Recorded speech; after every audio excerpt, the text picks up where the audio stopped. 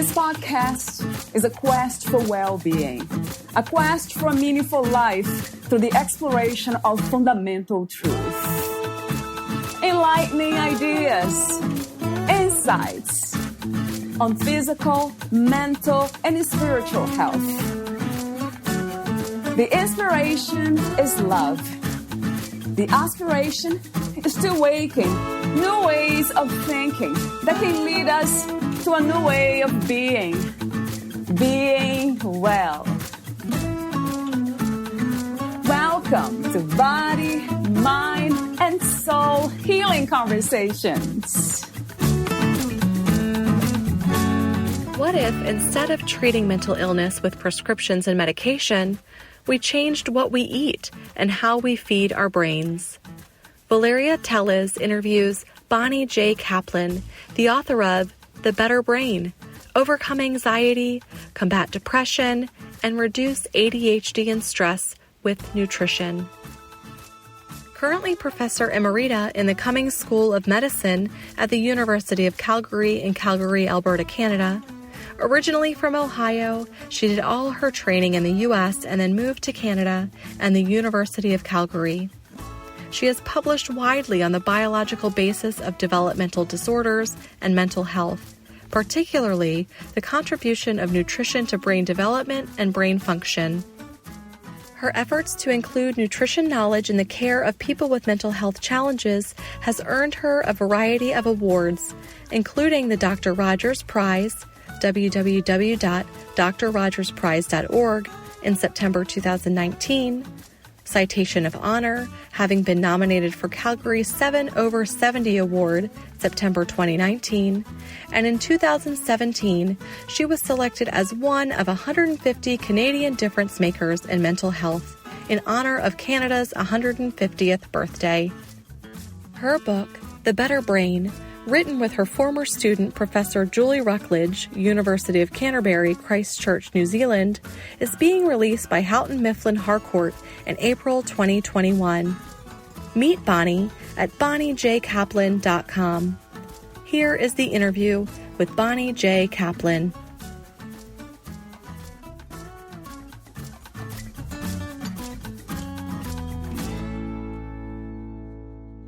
In your own words, who is Bonnie J. Kaplan? Oh, my.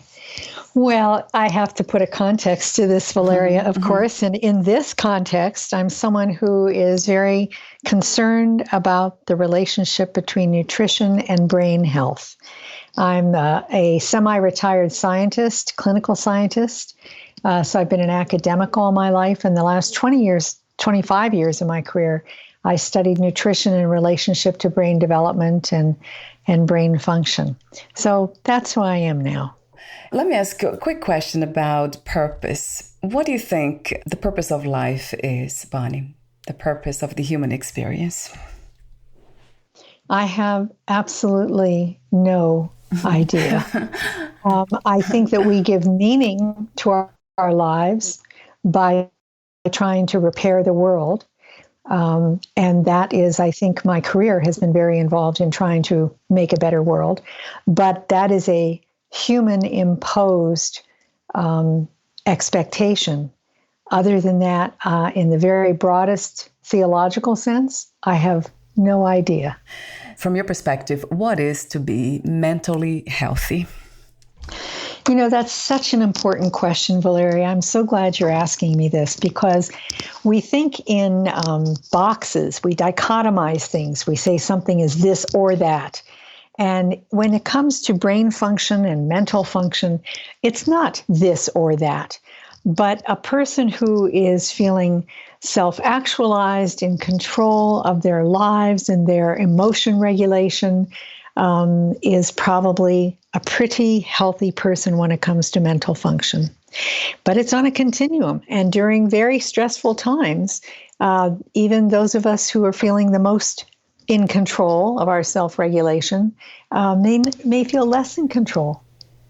I'll be asking you questions about that. How can we come to that understanding? What can we do about our mental health? It's interesting that you connected to emotional health. So mental, emotional, psychological, emotional. Which is, to me, one in a way, isn't it, Bonnie? Mental and emotional health, are they interconnected or they are one and the same from your perspective? I guess I cannot conclude that they're one and the same, because people might say, well, what about cognitive function? That's not part of emotional function. But they're certainly intertwined. And we know that a person who is, for example, experiencing great emotional distress and anxiety is not able to think clearly. That's a perfect example. What is healing to you? What is your understanding of that word? Well, because of my interest in nutrition, of course, what I think about most of all is a term that the orthomolecular physicians use, which is the term orthomolecular, meaning that we can heal our own bodies by using things and doing things which are part of, or should be part of, our brain health and our brain function. So healing, but there are many other kinds of healing too. I have enormous respect for people who find healing periods of time by meditating, by exercising, stretching, chanting, all of those things, or spiritual involvement too. 2020 has been a challenging and a time of change, interesting time from my perspective. For you, what has changed and what insights have you gained?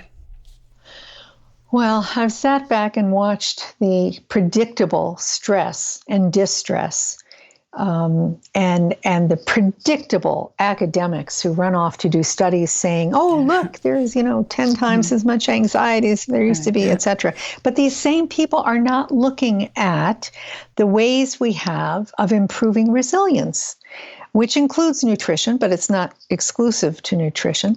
So it's, in some ways, it's been a very frustrating time for me. I've wished that our book had been published a year ago instead of now a year, after a year of the pandemic, because we think that we have a lot of the productive useful answers in that book for the pandemic, for coping with the pandemic. Yeah. And by the way, since you asked, that's partly how I coped with the pandemic as I wrote a book.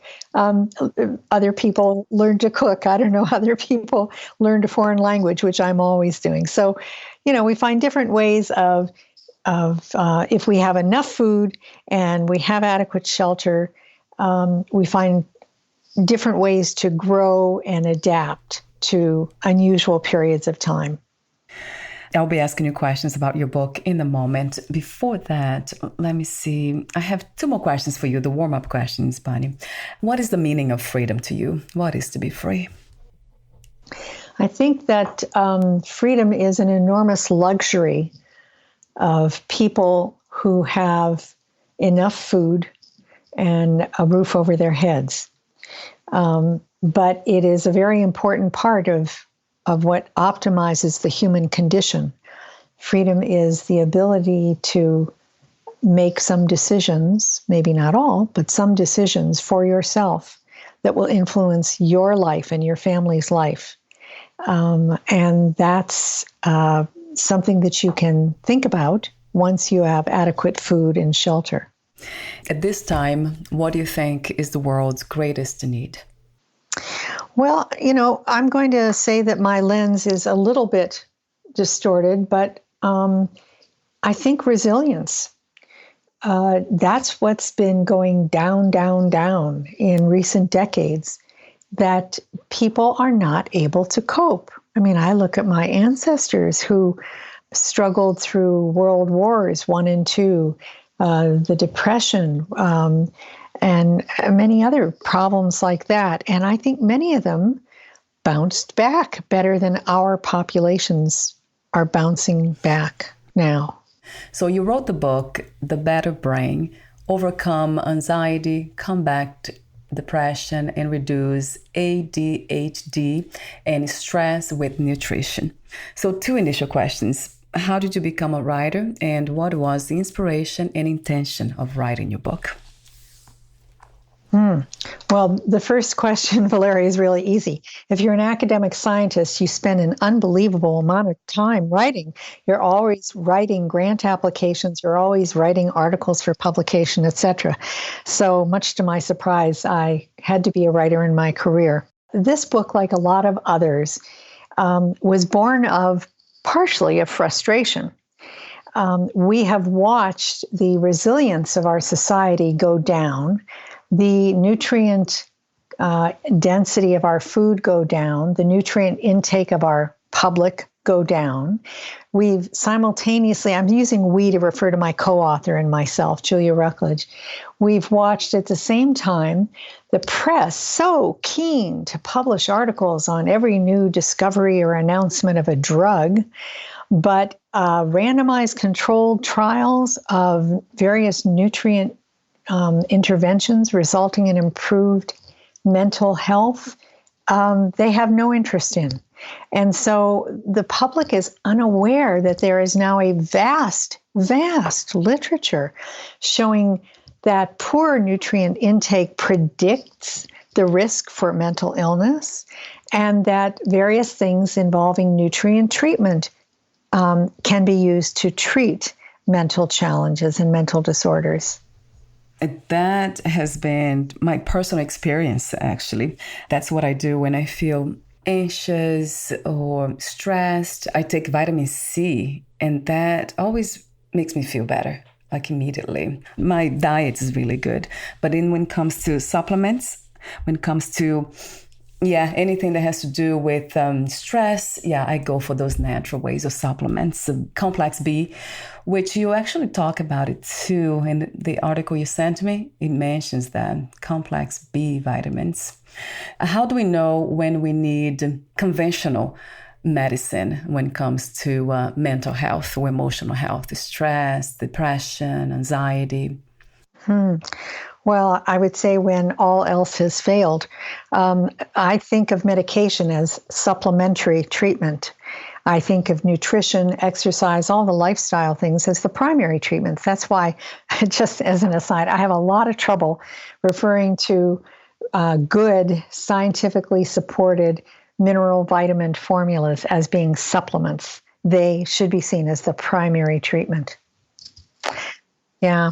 So medication has its place. I hope no one ever thinks that I'm saying there is no place for psychiatric medication. That would be ridiculous. But it should be the final step. In fact, in our book, we talk about our vision for the future. And in terms of nutrition, it's a 3-step thing. Number 1 is to get rid of the processed chemicals, we call it ultra-processed, quote, food, out of your diet and improve your diet. Number 2, take nutrients in pill form if needed. And then, and of course, all the other psychosocial and exercise interventions and so forth, lifestyle components. And only then, if there is still distress, there might be a place for medication to be used as a supplement. The article you sent me said there are 2 causes of inadequate brain supply of nutrients. The second one you mentioned, that is the processed foods. The first one is, you mentioned, was our food supply is currently suffering from poor nutrient content because of massive applications of herbicides. What can we do about it? So I don't have a perfect solution for this, except that I'm delighted to try to raise awareness of it, because we all know that the way to change things in the world is, first of all, to raise awareness and education. So somebody said to me recently, well, if you tell people that the food that they're eating doesn't have the nutrients that they think it has, then they might stop trying to eat better. And that is not the message. Yeah. Okay? Right. We have to try to eat as well as we can, but we also have to support our food producers to buck the trend of being dependent upon pesticides and herbicides, which destroy the microbiome of the earth. Did you know that our earth has a microbiome? Not just our brain, our guts, and there's a microbiome in the earth which is responsible for keeping our plants healthy. In the book, we explain why that's important, and I'd like to throw one little thing out here. because I have found people do not know this simple fact of where our minerals and vitamins come from. And the minerals are in the soil, and plants need about 15 or 16 of them. Okay. Obviously, they need sunlight and water too. Okay. But the minerals are mostly in the soil, and they then, clever little creatures that our plants are on this planet, they are able to produce vitamins, and they produce about 15 of those. And then we come along and we eat the plants, or we eat the animals that eat the plants, and then we get approximately 30 vitamins and minerals. Plants are smarter than we are, Valeria. We cannot produce all those vitamins. Our gut microbiome can produce a little bit of some of the B vitamins, but we cannot produce the vitamins that our brains need. Plants do that. But what if the minerals are not in the soil? Then that whole dependency, that whole chain is interrupted. The plants, they might still grow. If they're getting a few key nutrients, they'll still grow good, grow well, and look good, but they might not have as much nutrient density as we want them to. And so there are a lot of people in agriculture who are very concerned about this, who are trying to improve the nutrient density of the soil by remineralizing. These people also have to try to get away from the pesticides and herbicides that lock up the nutrients and prevent them from being absorbed. And by the way, we all have to be concerned about climate change, because as we have more carbon dioxide in the air, we actually end up with fewer nutrients in the plants. And that's another longer story, perhaps, that we won't go into here. But we need to be concerned about our food supply. Yeah, wow. What is your best advice on that, Bonnie? Eat organic foods? That's what we do here in our house. Well, my best advice is to eat a Mediterranean-style diet, because by eating a wide variety of plant-based foods and healthy meats and fish, you are going to maximize your nutrient intake. To the extent that you can afford some organic food, that's great, but you have to understand that organic is not synonymous with nutrient density. We as consumers can look at an apple, and if it says it's organic, then we know we're not going to be consuming glyphosate and some of these other chemicals, and that's great, but we don't know how much calcium is in that apple, how much of all the other B vitamins and so forth are in that apple. We have no way of measuring the nutrient density, and there is a difference between nutrient density and organic. I heard that before. I'm very much aware of that, and that's why I take supplements. I usually take a multivitamin. Would you recommend that too, Bonnie, to take multivitamins? Vitamins in general, I take that. I take omega-3, vitamin C, the B complex, zinc. I mean, lots of them. So what do I recommend? First of all, I recommend improving your diet. Everybody can have a better diet than we do, okay? And then if you are not trying to fix a mental health problem. I never use the word cure, Valeria. So let's just say fix a mental health problem.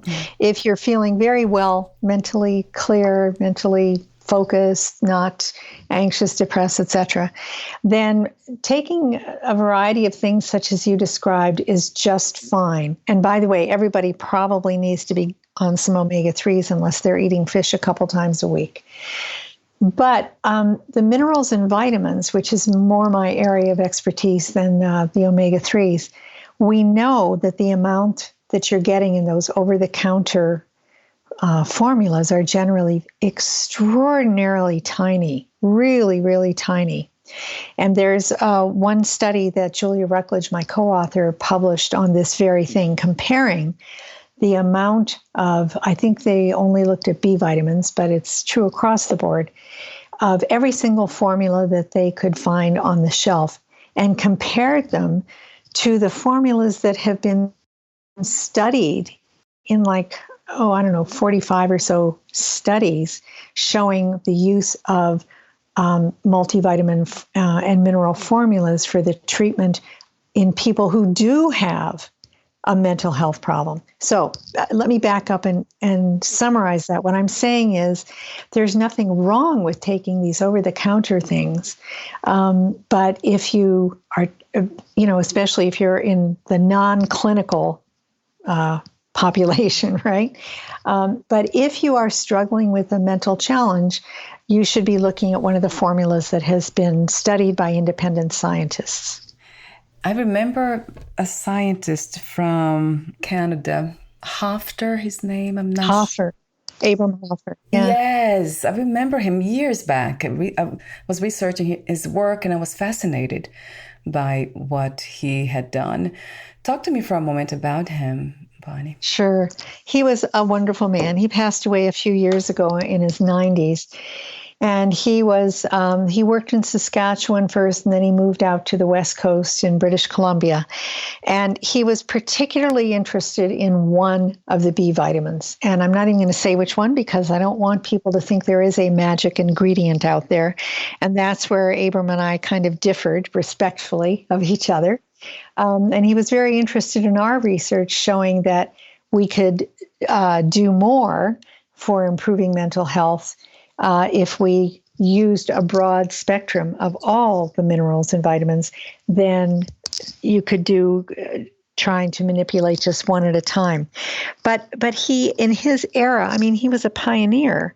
And when you're a pioneer in something, if you push forward, you are attacked terribly. And he was attacked terribly. He was kicked out of his professional organization for nothing wrong, just doing work on B vitamins and mental health. And the American Psychiatric Association thought that was a terrible thing to do, to study that. So, and he persevered as a clinician, and I know he helped many people. And I have a few more questions for you, the ending questions. Would you like to add anything or read a passage in your book? I did not think to bring a copy of my book into my study. Would you believe it? So yes, I believe it. So I'll just say they actually just arrived yesterday. So do I want to add anything? Yes, I would like to say something about what is unique about our book. I'm sure that many of your listeners are aware that there is an increasing number of books coming out on nutrition and health, and some of them even about nutrition and mental health. So, blah, blah, blah, why write another one? But there are a couple of really key things in our book that I think you will, as of right now in 2021, not find anywhere else, and which I think they're just such important things. I have found over the years, because I give lots and lots of public talks, I have found that people have no clue why eating better improves their brain function. And the reason they have no clue is that we do not teach people, and they should be taught in elementary school, we do not teach them in regular school or in medical school about what nutrients do in the brain. And the fact is that your entire brain metabolism is dependent upon enzymatic activity. And all of that enzymatic activity is dependent on minerals and vitamins. And so in our book, we explain that. And what I've been told by people who listen to me talk for like an hour and a half in lectures, they'll say, that's the only thing I'm going to remember, but I'm going to, which is okay, that I'm going to remember it every time I put a bite of food in my mouth, because I have to be feeding those metabolic pathways in my brain. So we explain to people the why nutrition is affecting our mental health. So my ending questions is, I'll ask you these two questions. If you knew you would die soon, would you make any change in your life or do anything in a different way? I've actually thought about this, Valeria, and I don't think so. I'm one of the fortunate ones. I have a good life, even during the pandemic. It's, my husband and I, fortunately, I'm not alone. I really feel sorry for the people who live alone during this, but we enjoy each other's company. We're doing things that we want to do. And thank goodness we have the internet, because the people in previous pandemics in history were cut off. and we are not cut off. So are isolated, So I don't think I would change a thing. And my last question is, what are 3 things about life you know for sure as of this moment? Oh my. You don't give me time to prepare the answers to this. What do I know about life for sure? Yeah. I know that giving meaning to your life by helping others gives meaning to your life. I said that poorly. I'll say it again. Helping others is what gives meaning to our lives. And it's good for our mental health, and it's good for the world. I've learned that anger and hate hurt the person who is feeling the anger and hate much more than the person who is the target. And that's something I keep in mind when I'm attacked for studying what I studied. And I feel sorry for those people who are so full of anger and hate. Yeah. That's 2. Yeah. What else do I know about life?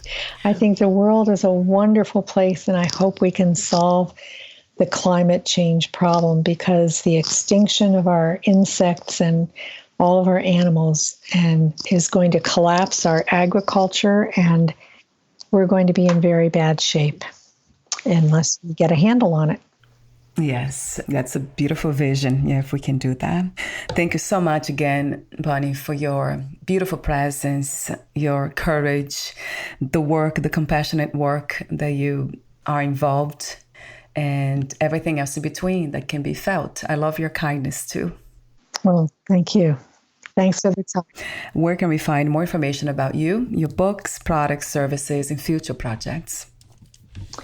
So I have a website, bonniejkaplan.com, which has a bunch of videos and other resources, tips for clinicians, and also, of course, links to how to buy my book. Why wouldn't I have that there? So in a way, that's one-stop shopping if people monitor that. I'm also on Facebook and LinkedIn and Twitter and sort of on Instagram, not much, but so people can connect with me in many ways.